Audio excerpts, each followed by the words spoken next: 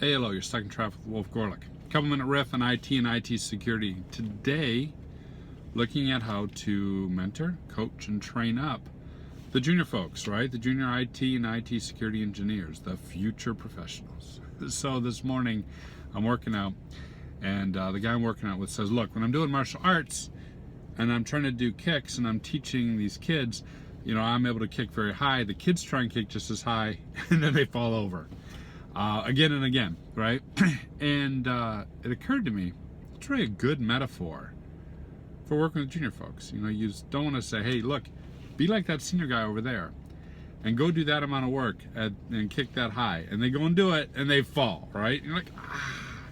So the tip for you is when you're designing work and you got a range of junior, mid, senior level folks, you want the work that's being delegated to be above, to a certain degree, the skill set of the junior folks. Just above, not terribly high, but just a little bit above. I'll tell you why. If it's below, you guys are going to be bored, and they're not going to be growing. You know, a lot of times people with junior skills will be a year here, a year there, a year the other place. And you're like, why are the job hopping? They're like, well, I didn't have any opportunities to grow. The only place I had an opportunity was learn what I was able to learn, and when I kept getting the same amount of work, then I would go to somewhere else. So if it's too low, your people are going to be bored and you're going to lose them. If it's too high, it gets back to what I was saying with my friend who's doing the martial arts kicks. They're going to try to kick that high, they're going to miss, they're going to fall. And what happens then?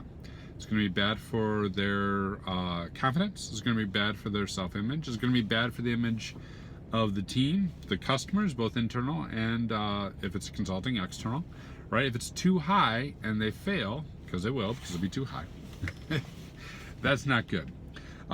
You want just above, right? So that they're getting a little stronger, so they're getting a little bit better. And it needs to be put in such a way that when described and explained, it can be achieved, right? And it matters. There's stakes involved. So if you have someone in the security operations center, let's say, and you're like, look, I need you to monitor this. And you give someone an event to investigate.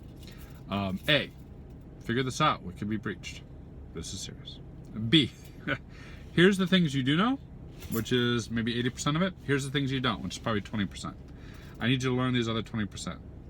C, give them some guidance on what success looks like. We'll know whether or not we're breached. We will have good intel. We'll be able to answer the question, and you'll get a little bit better. And D, give them some guidance. Okay, this 20% that you don't know, you should probably talk to this guy. Here's a link to read about.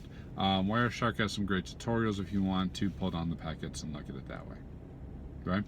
This is how you coach and mentor someone up. Give them a little bit that they know, give them a little bit extra they don't, and give them all the guidance to be successful. Get a good mentoring experience for me? Something that worked well or didn't work well? Hit me up in comments or on social media. Have a good one.